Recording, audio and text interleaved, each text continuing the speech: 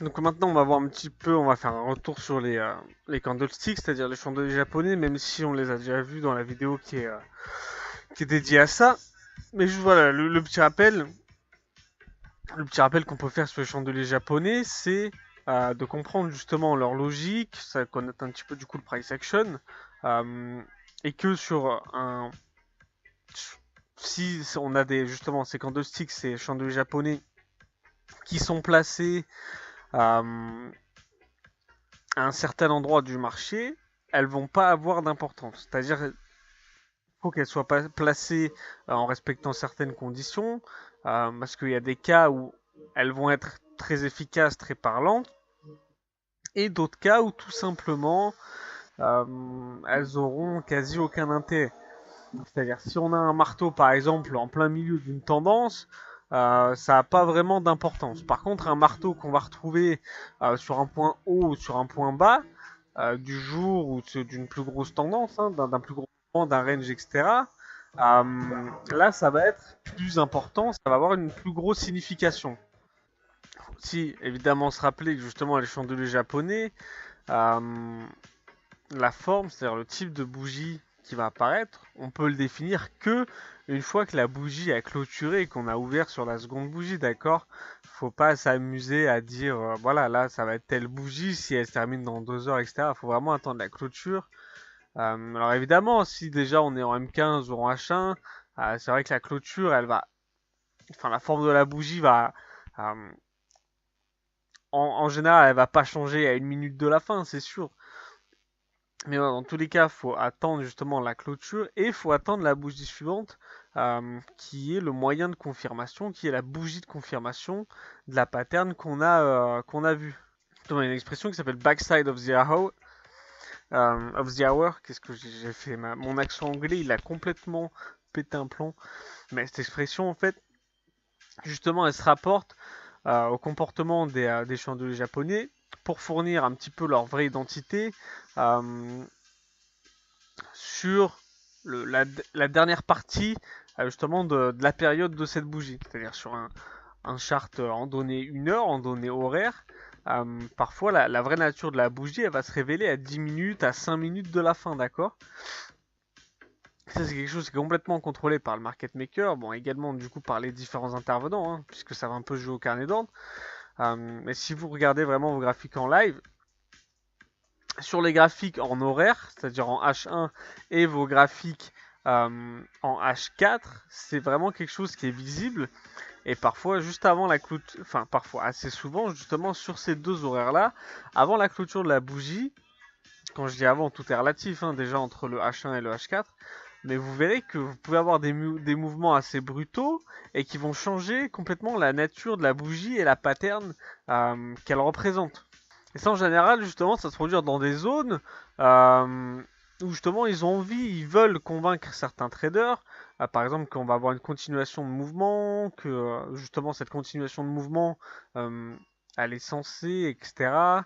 C'est-à-dire en laissant par exemple une bougie assez solide, verte ou rouge, jusqu'au dernier moment, avant de faire entre guillemets un pullback et de révéler sa vraie nature qui peut être un spike, c'est-à-dire un doji par exemple, ce qu'on a là actuellement.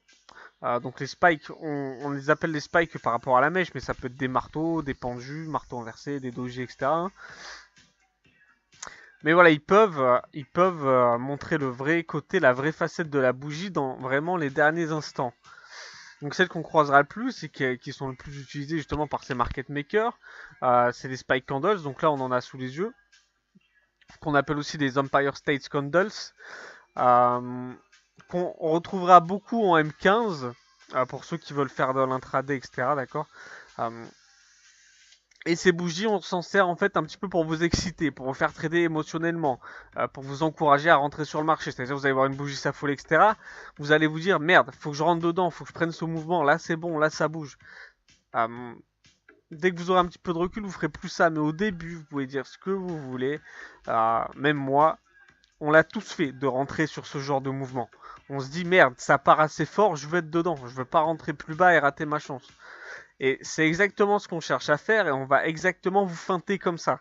Donc une fois que justement on va avoir assez de traders qui sont rentrés, on va faire un pullback avant que la bougie clôture. Et tous ces traders qui sont rentrés un petit peu parce que ils sont excités, bah, ils se retrouvent tout simplement piégés, d'accord. Après ces bougies, on va souvent les retrouver sur la première jambe, la première partie du setup de renversement qu'on a déjà vu, du setup market maker. Voilà. Faut toujours se rappeler que le prix, justement, il peut faire un un pullback ou un pull-off, c'est-à-dire se replier ou exploser dans un sens très rapidement. On peut également les voir justement sur le niveau 3, le niveau 3 du 3-day cycle. C'est le type de bougie qu'on retrouvera assez souvent et également sur comment dire, sur les niveaux importants pour emmener les traders dans une fausse décision, dans un faux sens. Donc là après bon, là on en a donc tout ce qui est doji, les spinning top aussi, c'est-à-dire les bougies.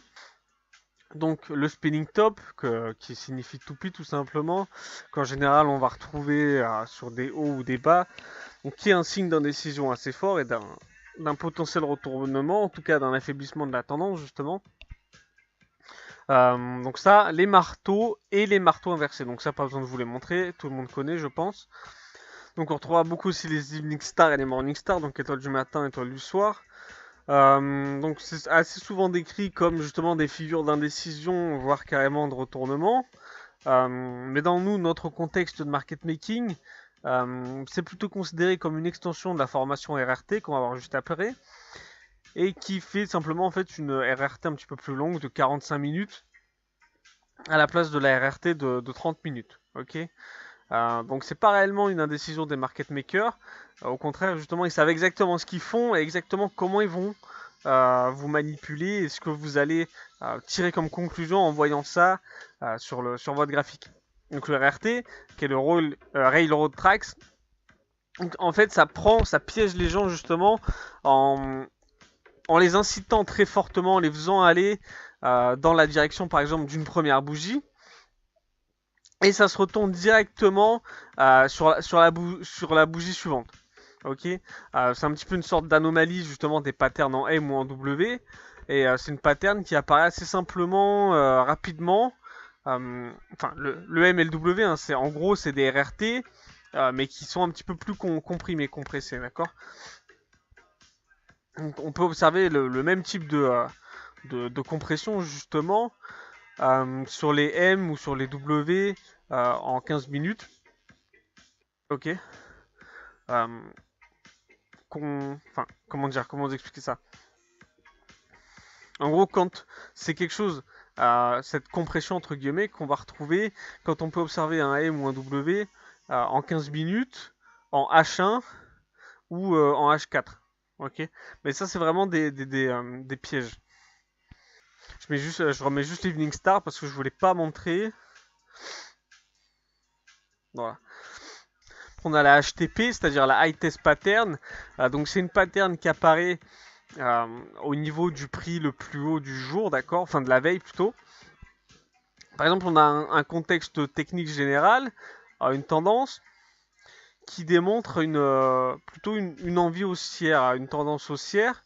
Mais au moment où le prix arrive justement sur les plus hauts de la veille, on voit une figure de retournement, que ce soit une figure complète, juste des chandeliers de retournement, d'accord.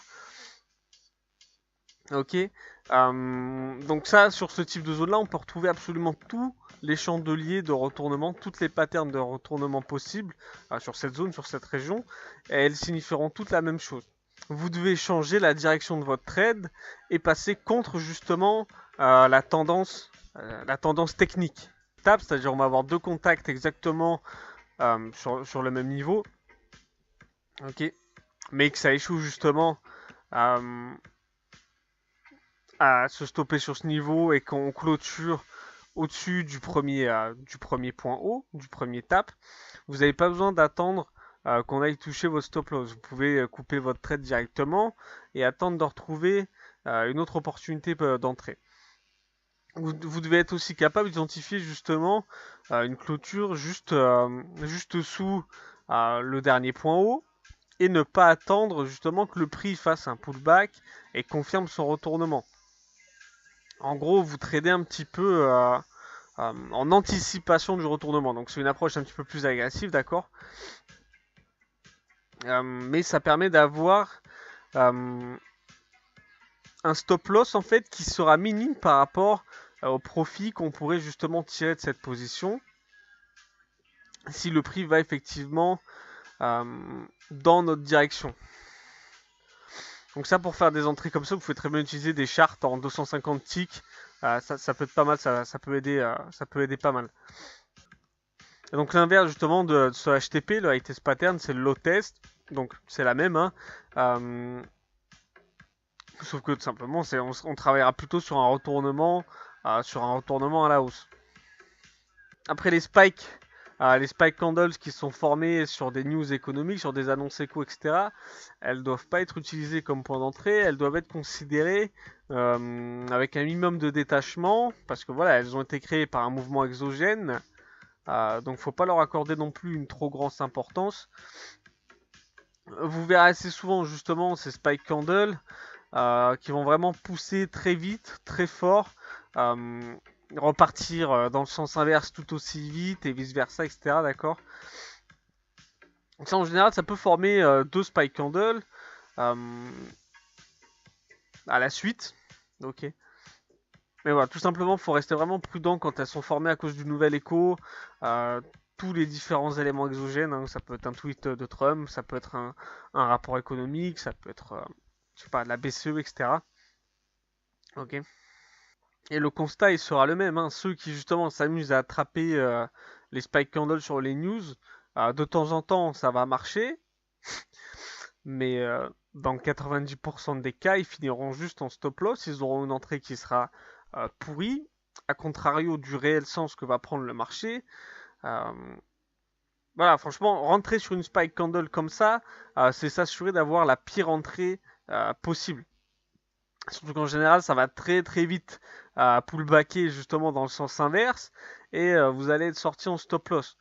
Donc voilà, les news candles comme ça, les spikes qu'on forme sur des nouvelles économiques, c'est vraiment rien d'autre que un cadeau pour les banques, pour votre courtier, etc., de choper votre monnaie. Donc pour continuer dans cette vidéo de market making, donc là la suite des différentes bougies qu'on a vues, on peut s'intéresser à l'utilisation des moyennes mobiles, évidemment toujours dans un contexte de méthodologie, de market maker, de lecture des setups market making, on peut dire. Et justement, ces moving average, quand elles sont utilisées dans ce cas-là, elles sont assez utiles, par exemple, pour avoir une vraie vision de la direction du marché, une vision claire du momentum du marché, éventuellement des signaux d'entrée sortie,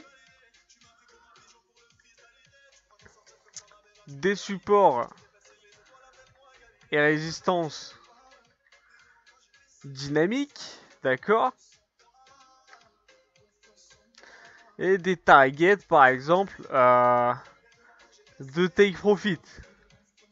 Sachant qu'on va plutôt s'intéresser soit à une exponential moving average, c'est-à-dire une moyenne mobile exponentielle, ou une exponentially weighted moving average, c'est-à-dire une moyenne mobile exponentielle pondérée par le poids, qui applique justement ce facteur de poids qui décroît de manière exponentielle en donnant un certain poids, c'est-à-dire que toutes les données ne sont pas traitées pareil.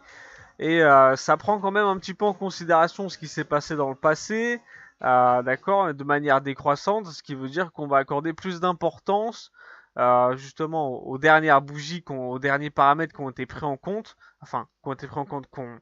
qui sont intervenus sur le graphique, d'accord, sans pour autant totalement oublier ce qui s'est passé précédemment, d'accord. C'est-à-dire par exemple sur une weighted average comme ça de 20 bougies, plutôt qu'une normale où on va juste faire la somme des 20, en gros, on va calculer sur les 20. Là, les 20 auront plus ou moins d'importance, plus ou moins de poids dans le calcul, selon leur position, d'accord. En market making, principalement, on retrouvera des EMA, c'est-à-dire des moyennes mobiles exponentielles de 5 périodes, de 13 périodes, de 50 périodes et de 200 périodes. Ok. Donc les crossovers, c'est-à-dire les croisements de moyennes mobiles, peuvent donner justement soit des signaux d'entrée, mais c'est pas le top du top parce que du coup ça arrive un petit peu en retard, soit justement des confirmations. Si vous venez de prendre une position et que juste derrière vos moyennes mobiles se croisent, ça peut effectivement être une confirmation. Évidemment, il faut que ce soit observé quand même dans le bon contexte, dans un bon contexte de marché. Un croisement de moyenne mobile en plein range, c'est pas du tout intéressant et ce sera pas exploité parce que ça va vous envoyer droit dans le mur. Ok. Donc on peut se servir de la 5 et de la 13 période comme ligne de signal. La 50, un petit peu la balance, l'entre-deux, qui va nous servir à voir la tendance intraday. Et la 200 qui est plutôt pour avoir une vision long terme de la tendance, une vision de la tendance de fond, de la tendance qui reste dominante sur le marché, ok, et une tendance, un niveau de prix sur lequel le prix va avoir tendance à retourner justement. Et donc faut garder en tête que justement la MME, c'est-à-dire le MA, hein, MME c'est moyenne mobile exponentielle, de 200 périodes, elle représente la 50 périodes sur la time frame du dessus, d'accord. Si vous regardez un chart en 15 minutes, le MA 200, elle représente la tendance en cours sur le graphique horaire, par exemple en H1. Ok. Donc de cette manière, vous pouvez voir justement la tendance horaire sur votre graphique de 15 minutes. Si on prend par exemple la 50 et la 200, elles sont pas mal utilisées justement par les différentes institutions. Elles sont souvent utilisées dans des analyses, dans des annonces publiques, etc. Vous pouvez voir sur pas mal d'analyses, on va vous dire on se situe là par rapport à la MM200 ou la MM50, on a rebondi sur la MM50, on évolue sous la MM50 ou sous la MM200, etc., etc. Donc ce sont des paramètres qui sont assez importants, assez largement utilisés, et c'est justement ce qui fait que ça va être assez pertinent. Parce qu'en soi, si on regarde vraiment le fonctionnement intrinsèque, c'est pas spécialement intéressant, une moyenne mobile, en vrai. Mais c'est le fait de savoir qu'il y a beaucoup de monde autour qui va s'en servir et voir plus ou moins la même chose que nous. Donc on va avoir pas mal de positions similaires qui vont être déclenchées. C'est ce qui fait que ça lui donne une certaine pertinence, une certaine importance sur le marché. C'est pour ça que je vous déconseille, je l'ai déjà dit, mais on le fait rappel dans cette vidéo, d'aller trouver les indicateurs miracles, le Saint Graal à droite à gauche, le truc qui est censé te trouver n'importe quel trade, hop, tout y passera, tu feras 7000 points par jour, que dis-je, par minute, tu vois ce que je veux dire. C'est des conneries, de manière générale, souvent c'est juste un repack d'autres indicateurs que vous allez payer, mais surtout comme vous allez être 20 glandus sur Terre à vous en servir, ça va pas être efficace, ça va pas être pertinent, d'accord. Donc c'est là-dedans qu'on a un intérêt justement avec ces MME 200, ces MME 50. Donc on les a pas mis en simple tout simplement pour qu'elles accusent un petit peu moins de retard, d'accord. Après ça, vous êtes libre de les laisser en simple si vous voulez. Mais voilà, l'expo est quand même assez largement utilisée, la simple aussi, hein. Mais dans un souci un petit peu de justement de correction de ce temps de retard dû au calcul des moyennes mobiles, on va préférer l'exponentiel. Donc on peut utiliser le Death Cross, donc il me semble que c'était le croisement de la 30 et de la 50 ou un truc comme ça. Ici on peut utiliser justement le croisement de la 50 et de la 200. Ça peut être utilisé selon le sens de croisement évidemment, hein, comme des signaux de vente ou comme des signaux d'achat. La 5 et la 13, il apparaît que elles correspondent assez bien justement au TDI, au Trader Dynamic Index, qui est également dans la formation, et qui donne d'assez bons signaux quand même, d'accord, des signaux assez dynamiques, assez proches justement du cours. Après, vous pouvez toujours utiliser d'autres moyennes mobiles, tant qu'elles sont assez rapides, d'accord. Après, bon, il y a la HUL, etc. Bon, elle est vraiment trop proche, mais il y a quand même un entre-deux. Après, c'est selon votre préférence. Derrière, le contexte qui englobe justement ces EMA, il est quand même assez important. Si on est sur le niveau 3, les EMA elles vont avoir tendance à pointer dans la mauvaise direction. Quand on a un retournement, euh, enfin, je veux dire point virgule, hein, évidemment, c'est parce que j'ai pas marqué la fin de la phrase. Mais quand on a un retournement qui apparaît justement, le croisement des EMA qui va suivre, ça peut être une assez bonne confirmation justement de la direction qu'on semble prendre et une bonne confirmation de ce retournement. Après, quand on a justement des EMA qui sont assez étalés, assez aplatis, légèrement flat, donc qui sont flat et sur le niveau 3 justement du modèle market making, en général c'est que la tendance en cours elle est prête à éclater, d'accord. Dans cette situation-là, les EMA vont plutôt suivre que diriger le mouvement, hein. Ça va plutôt être des EMA de suivi de tendance sur cette configuration-là, hein. Voilà, il faut vraiment que vous gardiez en tête qu'il n'y a pas d'indicateur miracle, qu'aucun indicateur aura la capacité de clairement identifier le meilleur moment pour entrer ou pour sortir d'un trade. Vraiment, ce qui doit compter, c'est ce que vous voyez sur votre graphique, ce que vous voyez en priorité sur les volumes et sur les bougies en elles-mêmes, d'accord, la pattern, le niveau de market making sur lequel on est en train de se trouver, ça va vraiment être les éléments clés qu'il va falloir regarder. Souvent, pour trader en market making, on n'utilise même pas d'indicateur tout simplement, ou alors on va vraiment se contenter des basiques, c'est-à-dire juste des EMA sur le graphique, ok, et on va juste regarder, voilà, nous ce qu'on appelle le count, on va regarder les différentes patterns, identifier clairement les niveaux sur lesquels on est, et en regardant uniquement le graphique, on va pouvoir réussir à trader.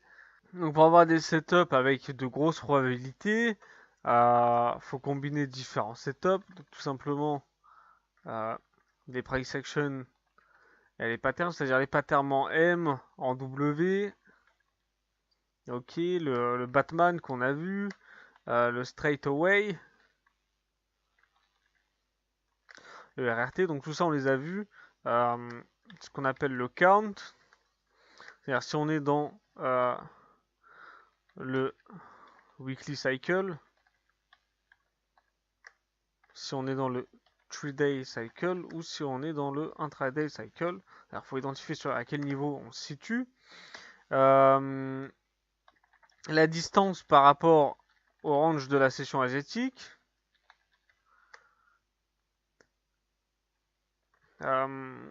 Également par rapport à ce qu'on a parcouru, etc.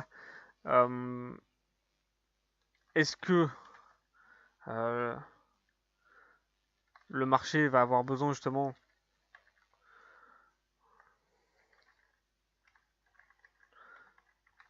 une nouvelle phase d'accumulation? Est-ce qu'on va avoir un mouvement justement après cette accumulation? Ok, ce qu'on va regarder. Et en indicateur, on va utiliser point pivot par exemple, EMA 5 et 13, EMA 50 et 200 et un RSI. Donc les points pivots qu'on va pouvoir utiliser ici en confluence, c'est-à-dire en convergence tout simplement, en combinaison avec 2-3 autres indicateurs, mais principalement avec notre graphique, toujours un graphique qui doit vraiment être votre outil clé, qui permettent d'avoir un petit peu on va dire une grille sur notre graphique, d'accord, et d'anticiper où est-ce que on pourrait trouver le point haut ou le point bas du jour.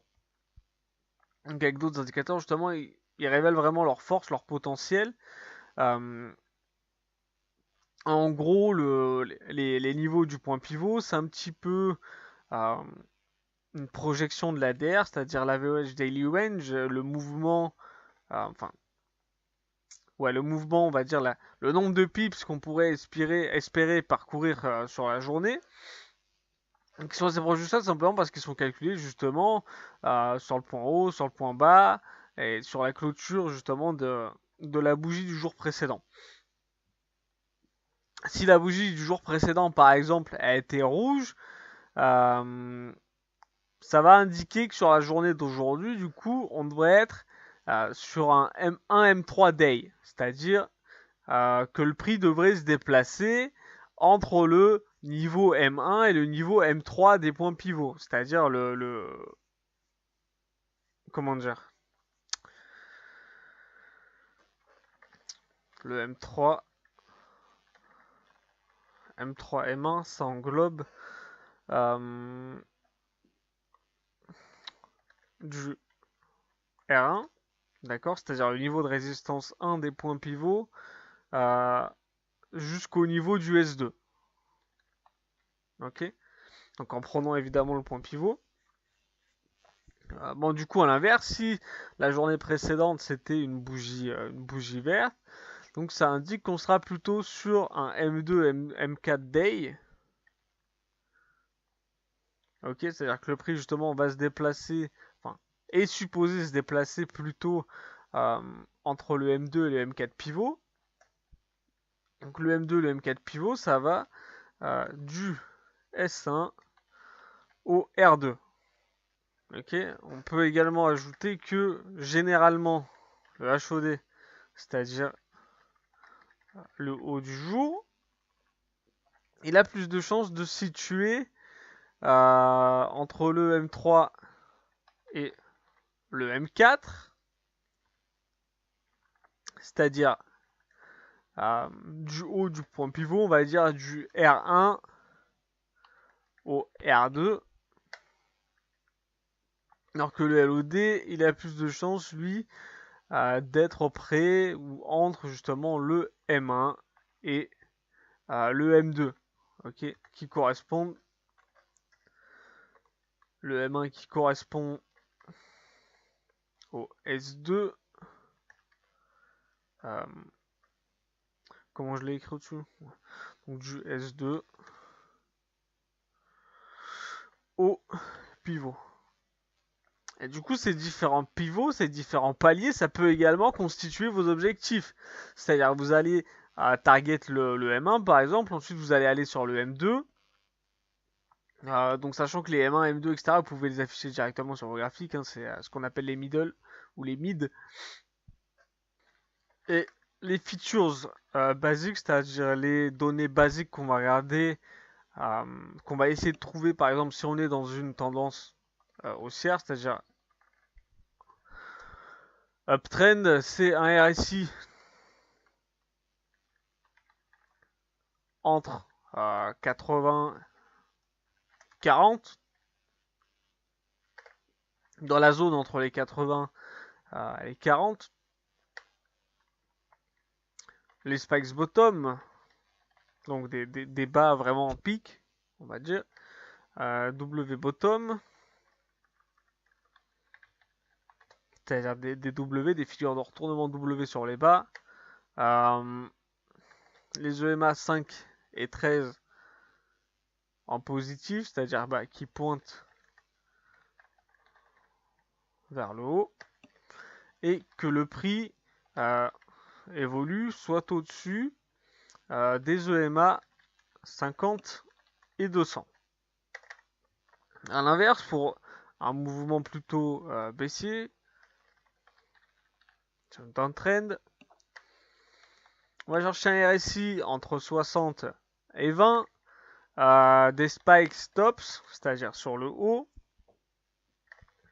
pareil, des M-tops, une EMA 5 et 13 qui pointent vers le bas, et le prix évolue en dessous des EMA 50 et 200. Ok, base d'un système de trading. Donc, la première chose à prendre en compte, c'est que vous avez besoin d'avoir une raison et une bonne raison pour entrer sur le marché. Quand on dit ça, principalement, ça inclut quoi? On doit avoir justement un signal présent qui nous donne une entrée, pas juste être là en mode faut que je clique, faut que j'ouvre un trade, faut que j'ai quelque chose qui tourne, d'accord? Faut avoir quelque chose de puissant, quelque chose de fiable qui nous dise là, effectivement, c'est intéressant d'entrer sur le marché, ça correspond à un setup. Et il faut également savoir repérer justement sur quel level count, c'est-à-dire sur quel niveau de market making, quelle phase de cycle on est. Prendre un petit peu la température justement sur la trend, voir si elle est assez solide, si elle est justement fragile, essayer d'anticiper, de voir au mieux dans quelle direction on pourrait aller, éventuellement quand on prévoit un scénario, moi je travaille comme ça, c'est-à-dire quand je prévois un scénario, j'ai toujours un deuxième scénario de sortie. Si on regarde par exemple, c'était mon plan DAX pour le day. Donc là, je suis en horaire, hein, donc voilà, moi je m'inquiète pas trop, mais j'avais prévu, là par exemple, tu es sur un petit range des familles, j'avais prévu un scénario de sortie des deux côtés du range, d'accord. Enfin voilà, toujours essayer d'avoir deux scénarios pour pas se retrouver piégé, mais surtout quand on n'a qu'un seul scénario, bien le réfléchir. Il y en a trop qui rentrent sur leur trade n'importe comment, là. Enfin bref, on n'est pas là pour débattre sur ça. Donc ça, voilà, je vous l'ai dit, un signal qui vous incite justement à rentrer, qui vous dit que là, c'est intéressant d'entrer, voire tout simplement un signal qui vous dit de rester en dehors du marché, hein, c'est aussi trader ça. On peut avoir des bons signaux, par exemple, si on a un stop hunt, une chasse au stop qui fait un petit peu une pin bar ou quoi, euh, sur un point haut, sur un point bas, ça peut être justement un petit peu le précurseur d'un futur mouvement ou d'un futur retournement, ou si on forme une pattern en M ou en W. Okay, une fois que vous avez justement compris un petit peu comment le marché est structuré, vous allez vraiment vous focus sur 4 types de trades, 4 types d'entrées. Donc c'est des trades qui seront meilleurs que la majorité des autres trades que vous preniez ou que vous auriez pu prendre, qui seront en général très accurate, très précis, qui vous donneront un taux de succès assez élevé. Quand vous cherchez justement des setups, l'important, c'est que le setup vous paraisse clair, vous paraisse bien défini sur votre graphique, qu'il ne soit pas ultra compliqué à observer, à définir, à délimiter.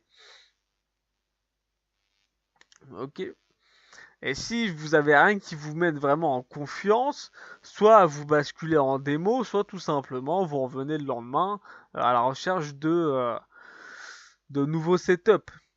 Donc en général, la base pour trouver ces setups, justement, c'est d'identifier un petit peu les peak formations, les points hauts et les points bas.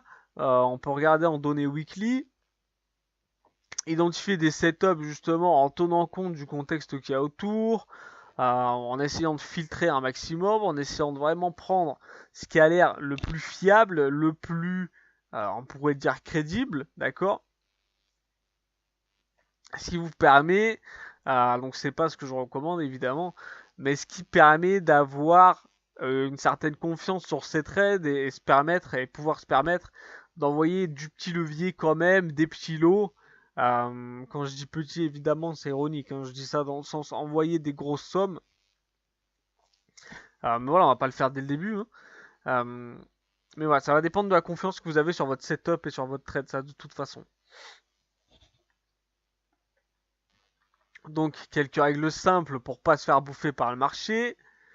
C'est pas la peine de trader tous les jours.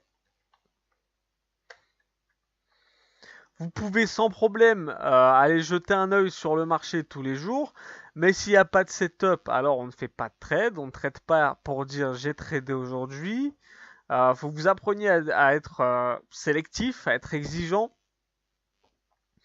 Faut définir aussi vos sessions de trading, vos horaires. Alors tout le monde ne peut pas se le permettre, hein, mais on va essayer de travailler de la fin de la session asiatique jusqu'à 4 heures après l'ouverture de la session de Londres.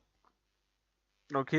Après, bon, après ça, on se fait une petite pause et on va attendre des setups de retournement entre l'ouverture de la session US et les 2 à 4 heures qui vont suivre cette ouverture. On va initier des positions que quand on est sur nos niveaux de consolidation, d'accord. Enfin, dans la mesure du possible, évidemment. C'est ce qui doit vraiment être privilégié, d'accord, parce que ça vous permet de pas rentrer en plein milieu d'un mouvement, de pas rentrer sur une fin de mouvement. Après, ça dépendra du setup que vous avez autour, où sont vos points hauts, vos points bas. Est-ce qu'on en a formé, est-ce qu'on n'en a pas formé c'est bien de rentrer après qu'on en ait formé un et qu'effectivement on puisse affirmer que là, on a plus de chances de se retourner, d'accord? Ça évite de se placer juste avant le retournement et de se le prendre. Vous ne prenez en considération les bougies qu'une fois qu'elles sont clôturées. Vous prenez vos trades que sur les peak formation, d'accord? Donc sur les hauts et les bas, sur l'intraday cycle. D'ailleurs, ce sera des signaux encore plus forts lorsque vous avez justement ces points hauts ou bas qui se forment à la fois sur l'intraday cycle et sur le 3-day cycle, d'accord? Et plutôt que d'essayer de faire 408 000 points par jour, on va plutôt se focus sur le fait de faire des trades très propres, très précis, pas viser beaucoup de points, tout simplement, on va pallier ça en misant plus, d'accord? Enfin, dans cette méthode, hein, c'est pas ce que je vous invite à faire évidemment, mais c'est comme ça qu'est basé le système de trading market making. Également, après, bon, vous savez que du coup, les marchés financiers, c'est des marchés qui sont fractales. Donc, par exemple, on peut regarder un petit peu un large panel de graphiques en 1 heure pour essayer de s'entraîner à repérer les différents niveaux, les niveaux de market making, hein, toujours, sur chaque paire, et un petit peu comprendre l'interaction, les corrélations qu'il y a entre ces différentes paires. Si on prend par exemple ce qu'on appelle les commodities pairs, donc par exemple la UD, le CAD, donc dollar australien, dollar canadien, quand elles vont arriver par exemple sur leur niveau 3, elles vont être assez choppy, c'est-à-dire assez fourbes, assez compliquées à trader. Mais par exemple, au même moment, on aura les paires en euros, en GBP et en CHF, qui en général vont se trouver sur le niveau 2 de market making. Et donc justement, pendant qu'elles montent sur le niveau 3, et que les commodity pairs, elles ne vont pas trop bouger, d'accord? C'est tout simplement qu'on est en train de travailler sur les paires croisées. Donc si par exemple une paire en AUD fait son level 3 sur la période qui est censée être la choppy période, ça veut dire que par exemple AUD heure, enfin euro AUD, AUD JPY, AUD CHF sont en train d'être travaillés. Donc ça peut être intéressant d'aller justement sur ces paires là pour trouver éventuellement des meilleurs setups ou des setups plus propres. Donc en général, justement pour voir sur quel niveau du 3D cycle on est, on va prendre des charts en H1 et on va regarder euro-dollar, euro-CHF, euro-JPY, GBP-dollar, enfin GBP-USD, GBP-CHF, GBP-JPY, AUD-USD, AUD-CHF et AUD-JPY, d'accord? C'est les paires qui donnent la meilleure vue du marché, on va dire, en même temps que leurs crosses. Après, on peut voir peut-être les setups pour les strike zones. La strike zone, c'est tout simplement une zone où on va avoir un prix, par exemple, qui va rencontrer un support intraday ou une résistance intraday. Et ça devient justement une zone où on va avoir des possibles setups d'entrée ou justement des setups de sortie. Et c'est des zones sur lesquelles en général il va y avoir un nombre multiple de choses qui vont arriver en même temps, ce qui peut nous donner justement une convergence de différents signaux. Ce qu'on va regarder en général déjà, c'est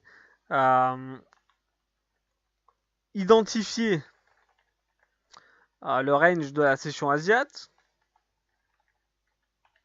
et voir s'il fait moins de 50 pips. Ok. Sur quel count on est, quel level on est. Est-ce qu'on a eu des mouvements brusques, des swipes? Est-ce qu'on a eu des extractions assez rapides de différents niveaux? Est-ce qu'on a un point pivot assez significatif à proximité du prix? Est-ce qu'on a eu justement les mouvements de dérive latérale qu'on connaît sur 30, enfin de 30 à 90 minutes après le premier strike? Est-ce qu'on a touché la DR? Est-ce que le haut ou le bas du jour précédent a été travaillé? Est-ce qu'on a un M ou un W visible ou au moins un M ou un W qui pourrait être en train de se former? une pattern Batman qui est visible, une straightaway pattern. Est-ce qu'on peut identifier par exemple un M ou un W sur le TDI ou sur le RSI? Ok. Si on a justement des supports en résistance qu'on peut identifier grâce au moyen mobile, enfin aux EMA, et est-ce qu'on a des bougies de retournement qui coïncideraient avec différentes patterns, avec tous les points qu'on a identifiés plus haut, d'accord? C'est-à-dire les RRT, les stars, les hammers et les spikes. Ok, donc après une petite routine tout simplement, petite routine de trading. Déjà, le premier truc qu'on fait tout simplement, c'est de regarder les news, les nouvelles économiques qu'il y a sur la journée, les différents rapports qui peuvent tomber. Parce que justement, ces news, elles ont quand même un impact sur le marché, certaines. Elles peuvent totalement invalider une configuration technique. Et malheureusement, c'est quelque chose qui est pas assez souvent regardé par certains, d'accord. Enfin, je vise personne en particulier, mais c'est vrai qu'il y a beaucoup de personnes qui ne pensent pas nécessairement à regarder les news sur la journée ou sur la semaine. Il n'y a pas besoin d'être au courant de tout, mais ne serait-ce que les plus importantes, d'accord. Celles qui risquent de fortement décaler le marché ou de créer des élans de volatilité. On va pas se placer avant un truc de la Fed ou quoi, enfin, ou alors c'est du loto. On va pas se placer avant les NFP par exemple, hein. Et justement, parfois ces news, ça peut aider les market makers à achever leur but, d'accord, à atteindre leur but. Et donc justement, si on identifie des grosses annonces, on va éviter de rentrer sur un trade juste avant, d'accord. Même si on a un bon setup et tout, d'accord. Donc on va éviter de trader les non-farm payrolls, c'est-à-dire les NFP, et éviter de trader quand la Fed s'exprime ou quand la zone euro, pareil, s'exprime, donc au travers de la BCE.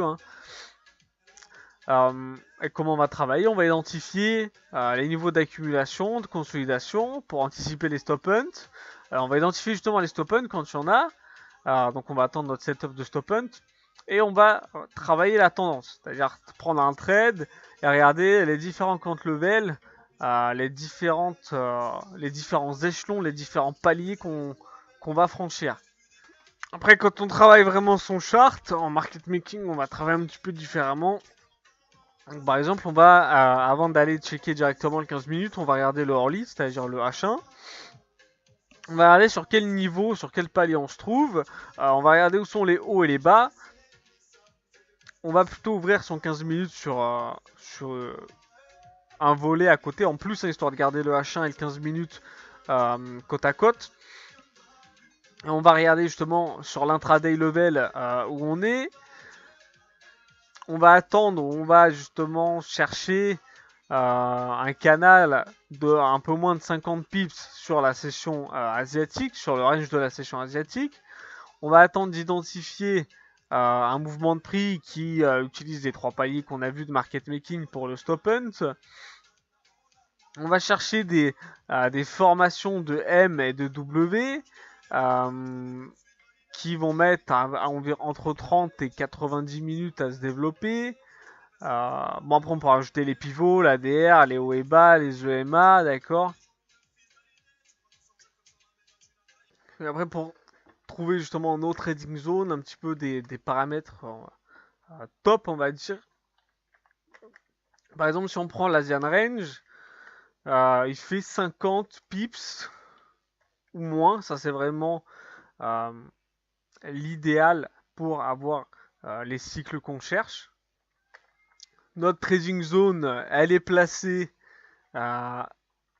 entre 25 et 50 pips plus haut ou plus bas que la Zen Range. Alors la raison de définir cette zone-là est simple, c'est que la plupart des gens justement ils foutent leur stop entre 25 et 50 points par rapport à leur trade, par rapport à leur point d'entrée. Sur des paires qui bougent pas énormément, comme par exemple les paires en CAD, enfin qui bougent pas énormément, qui bougent pas forcément très vite. On a un range qui est souvent un petit peu plus petit, mais sur des paires où on a des mouvements de prix justement un petit peu plus volatiles, comme le GBP, JPY, on va avoir un range un petit peu plus large du coup. Ok. Et du coup, on a souvent justement des accumulations de positions qui vont être placées dans cette zone des 25-50 points. Et c'est ce que va aller chercher le market maker. Okay, en général, les setups, on va les retrouver sur la dernière heure de la session asiate ou sur les 2-3 premières heures de la session européenne, d'accord. Les setups, ils peuvent apparaître un petit peu plus tôt, un petit peu plus tard, mais ils seront vraiment le plus fiables sur ces plages horaires-là, d'accord. Donc là, par exemple, on a l'exemple du setup du straightaway trade. Donc c'est un petit peu le setup et le trade le plus difficile à reconnaître, ou du moins à reconnaître à temps. Donc sur un straightaway trade, le mouvement de piège, il est fait sur le jour précédent, d'accord, ou sur la session précédente. Donc c'est effectué ici, ok. Donc là, on voit on a ce piège-là. Donc ça, c'est un setup qu'on peut retrouver par exemple avant des news, avant par exemple les NFP, d'accord. Euh, on va se retrouver sur une conso où tout simplement on va en sortir sans faire un stop hunt, sans faire un faux mouvement, d'accord. Alors justement, en général, on sert du stop hunt pour identifier notre zone d'attaque et notre phase, la phase sur laquelle on se situe. Bon après, un petit peu des clés pour identifier ça, justement. Le timing, ce qui s'est passé après le level 1 de conso. Donc là, c'est ici level 1, level 2, level 3, ok. Voir si on est un petit peu en correspondant justement avec nos niveaux techniques. Si on a fait un pullback vers les EMA, enfin sur les EMA plutôt, c'est-à-dire sur une EMA 50 ou sur une EMA 13. Après, on peut voir bon, les points justement pour la formation de la deuxième jambe du M ou du W, c'est-à-dire les setups en M et W. Donc c'est vraiment un des setups les plus simples, hein, les plus faciles à identifier aussi. Donc ce qu'on va regarder principalement en priorité, ça va être d'avoir justement un range de 50 points sur la session asiatique, une sortie justement de ce range enfin une sortie de 25 ou 50 points, d'accord. Donc justement vers ou dans notre trading zone. Trois phases, c'est-à-dire trois poussées sur le mouvement, et un M ou un W pattern, dans lequel justement la deuxième jambe est un peu moins extrême, c'est-à-dire un peu moins formée que la première, d'accord. Généralement, le temps de formation entre la jambe 1 et la jambe 2, il est de 30 à 90 minutes. Donc après, on tolère quand même un certain nombre de variations. On n'aura jamais de façon un M ou un W vraiment parfait, ok. Mais voilà, en général, le setup, il est réalisé dans les 2 heures, ok. Et donc après, on a le 3-3 trade, ou 33. Donc, ce trade-là, ce type de configuration-là, en fait, ça comprend qu'on est le level 3, justement, en Rise, et sur l'intraday cycle, et justement sur le tri-day cycle. D'accord. Et ça, en général, c'est identifié comme un fort signal vendeur. C'est-à-dire, si vous êtes capable d'observer que vous êtes dans le troisième mouvement, d'accord, c'est-à-dire que justement on fait le point haut, on est sur le level 3, on est pareil sur les mêmes niveaux en fait sur l'intraday cycle et sur le 3-day cycle, c'est un très gros signal de retournement en général. Okay, donc après on peut également voir le setup du swing trade. Donc le swing trade en gros, basiquement le but c'est d'entrer justement sur une pattern en M ou en W, ou sur, je dis où, mais ça peut être soit sur le 3D cycle, soit sur un W ou un M en combinaison justement avec le 3D cycle, ok. Donc une des manières de réaliser ce type de trade, c'est de pas avoir un SL trop proche du prix. Donc au début, on va lui allouer une cinquantaine de points, d'accord. quand il va avoir décalé de 50 points, on va déplacer le SL au BE. En général, on va arriver sur le niveau 1 de consolidation. On ne déplace pas le stop ici. On va attendre justement de passer la session asiatique, de passer la conso de la session asiatique et d'être arrivé un petit peu sur la session de Londres où on va commencer à voir éventuellement les premières grosses chasses au stop. Une fois qu'on a identifié le premier stop hunt, là on peut déplacer son stop au niveau de la consolidation du range asiatique, ok, où on va le laisser jusqu'à ce qu'on ait démarré le niveau 3. Ok. Et vous ne devez pas le bouger jusqu'à la prochaine conso pour les mêmes raisons que celles qu'on vient de voir à l'instant. Une fois qu'on a effectivement amorcé le level 3, à ce moment-là, alors on peut déplacer le stop loss ou sortir du trade tout simplement si ça part sur un stop hunt, etc. Ou si on identifie une pattern de retournement. On a le New York City Reversal Trade. Donc en général, c'est un trade de retournement qui va apparaître à la suite de la session de Londres. Donc avec des caractéristiques assez générales, on va dire. Alors, en général, il se produit entre la première et la troisième heure de la session de New York. Le prix se trouve généralement sur le niveau 3. On a déjà marqué et formé les HOD et LOD, c'est-à-dire les points hauts et bas du jour. Le prix, il a parcouru son ADR, voire il l'a légèrement excédé. Le prix, il a fait un petit peu il s'est un petit peu éloigné justement des moving average, des moyennes mobiles. On a on a une pattern de retournement qui se forme avec les chandeliers japonais. On a éventuellement une survente sur le RSI ou un surachat, d'accord. Et là, le TP qu'on va se mettre en général, c'est la MM50, enfin la EMA 50, ou le milieu du range tout simplement.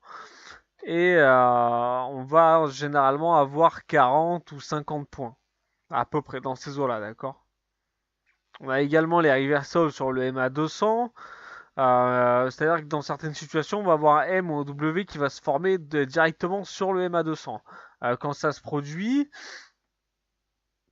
le trade, on va dire un petit peu en sous-jacent, le trade qu'on peut initier sur ce type de setup, il a une très grosse chance de succès.